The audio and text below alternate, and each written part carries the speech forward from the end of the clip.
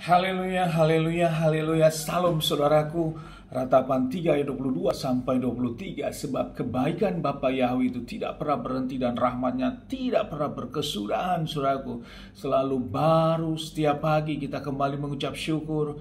Kita bisa kembali bangun pagi pada pagi hari ini sesungguhnya semuanya oleh karena kebaikan dan rahmat Bapa Yahweh di dalam kehidupan kita.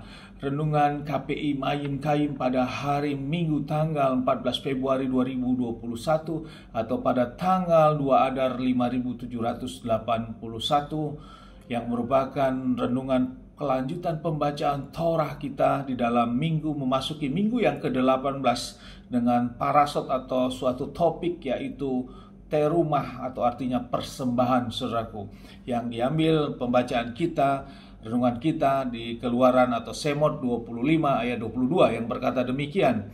Maka aku akan dapat ditemui olehmu di situ dan aku akan berbicara denganmu segala sesuatu yang akan aku perintahkan kepadamu mengenai Bani Israel dari atas tutup pendamaian itu, dari antara kedua krup yang ada pada tabut kesaksian itu. Saudaraku, ini adalah di mana Bapa yang memerintahkan bangsa Israel tentu lewat Mose, saudaraku, untuk membuat suatu tabut perjanjian, tabut pendamaian ini, saudaraku, yang terbuat dari bahan kayu akasia. Dan bahan ini, tabut ini berbentuk kotak, saudaraku, di mana panjangnya 2,5 hasta, lebarnya 1,5 hasta, dan tingginya 1,5 hasta. Dan bila kita konverkan dengan ukuran sekarang, 1 hasta itu sama dengan kurang lebih 45 cm.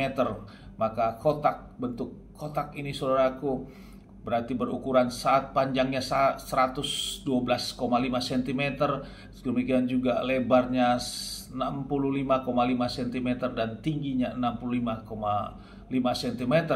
Dan dalam bentuk tabut ini, saudaraku, di atasnya harus ditutup, dan di atas tutup ini ada krup yang berhadapan kepalanya seperti ini, dan ada kembangan sayap, saudaraku, dan dimiliki juga diminta dibuat suatu tangkai untuk pengangkat, saudaraku, dan semuanya harus dibalut dengan emas, saudaraku. Dan Bapak yang akan berkenan dengan yang diperintahkan ini untuk Bapak yang hadir, saudaraku, lewat tabut perjanjian ini. Dan tabut perjanjian akan diusung, dipindahkan saat bangsa Israel melakukan perjalanan di dalam perjalanan selama 40 tahun ini. Saat dia berhenti, maka Bapak yang memerintah untuk membuat suatu kemah-kemah suci, saudaraku, dan tabut perjanjian ini berada di tempat tengah-tengah, yaitu di ruang Maha Kudus. Karena lewat tabut ini Bapak akan berbicara, saudaraku. Saudaraku, bila kita renungkan hal ini di dalam kehidupan iman kita saat ini, saudaraku, hal ini tentu kita tidak membuat seperti ini lagi, saudaraku. Kita tidak membuat tabut perjanjian lagi, kita taruh di kehilat kita, dan kita lakukan bahwa Bapak akan berbicara lewat tabut itu. Tidak, saudaraku, karena ini semua sudah digenapi di dalam Adonai Yeshua HaMashiach yang sudah menggenapi tentang hal ini, saudaraku. Namun hal yang tentu memiliki makna yang sama juga adalah bahwa sesungguhnya Bapa Yahweh itu hadir bukan jauh dari kita, tapi di dalam diri kita sendiri. Karena di dalam diri kita inilah sesungguhnya bait Elohim itu, saudaraku. Dan inilah yang harus menjadi renungan kita, karena kita hidup di zaman kasih karunia ini, saudaraku. Sehingga hal ini tertulis, saudaraku, di dalam 1 Korintus 6 ayat 19 sampai 20 yang berkata demikian. Tidak tahukah kamu bahwa tubuh kamu itu adalah tempat suci bagi Roh Kudus atau bait Elohim yang ada di dalam kamu, dan yang kamu peroleh dari Elohim, dan kamu bukanlah milik kamu sendiri. Saudaraku, ini menjadi suatu penekanan, kita bukan milik kita sendiri. Ayat 20, sebab kamu telah dibeli dengan sebuah harga yang lunas, saudaraku, lewat penebusan Adonai Yeshua HaMashiach. Itulah iman kita. Oleh karena itu dikatakan selanjutnya, karena itu muliakanlah Elohim dengan tubuhmu, dengan rohmu yang adalah milik Elohim. Saudaraku, inilah kondisi kita sekarang. Kita tidak ada lagi tabut perjanjian seperti bangsa Israel, tapi bait Elohim itu, tabut itu adalah diri kita sendiri yang harus kita jaga, saudaraku. Karena kita bukan milik kita lagi.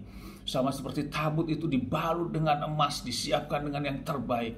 Juga Bapa yang menghendaki saat ini tubuh kita berikan yang terbaik, saudaraku. Kita harus menjaga tubuh kita, jangan kita rusak tubuh kita dan roh kita. Baik itu dirusak dengan kita melakukan seperti halnya juga merokok, itu merusak tubuh, saudaraku.